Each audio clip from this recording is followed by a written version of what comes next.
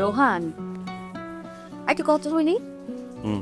মানুষের জীবনে না স্ত্রী হলো সবচেয়ে পরম ধন।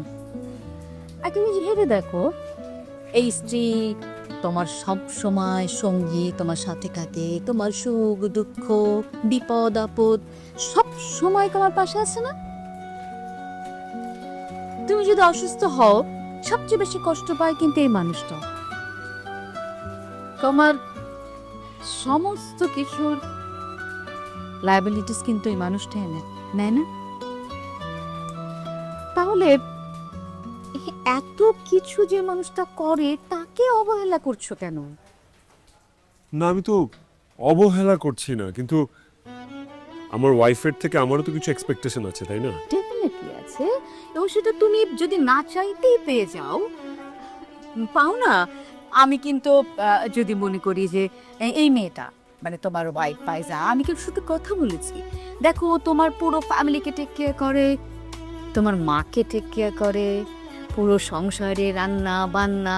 তোমাদের যদি বাচ্চা হয় তাহলে সে বাচ্চার দেখভাল তোই করবে না? সেইখানে এত কিছু করার পর, এত কিছু একটা মানুষ একজনকে যদি দেয়, তাকে তুমি কি করে এইভাবে ইগনোর করো আমাকে বলো তো? সম্পর্ক ভাঙার আগে না ভাঙনের শব্দ শুনতে হয়। কখনো তো একবারও ভেবে দেখেছো যে মানুষটা তোমার এত প্রিয়, যাকে তুমি এত ভালোবাসো, সে মানুষটা তোমার থেকে দূরে সরে গেলে তুমি কখনো তাকে ছুঁয়ে দেখতে পারবে না, কখনো তুমি তাকে কাছ থেকে স্পর্শ করতে পারবে না, পরম আবেগেও জড়িয়ে ধরতে পারবে না। এর থেকে দুঃসংবাদ আর কিছু হতে পারে বলো? রোহান, জীবনে চলার পথে তুমি অনেক মানুষ পাবে, কিন্তু প্রিয় মানুষ পাবে না। সেই প্রিয় মানুষটাকে না খুব আদর করে, খুব যত্নে বুকের কাছে ধরে রাখতে হয়।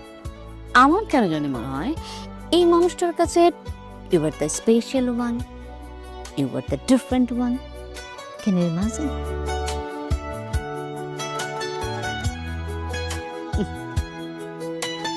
কফিটা খাও।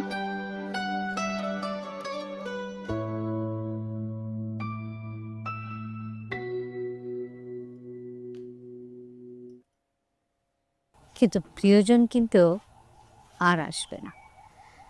প্রিয়জন সহজে আসেও না, ছেড়ে গেলেই কিন্তু হেরে যাবে।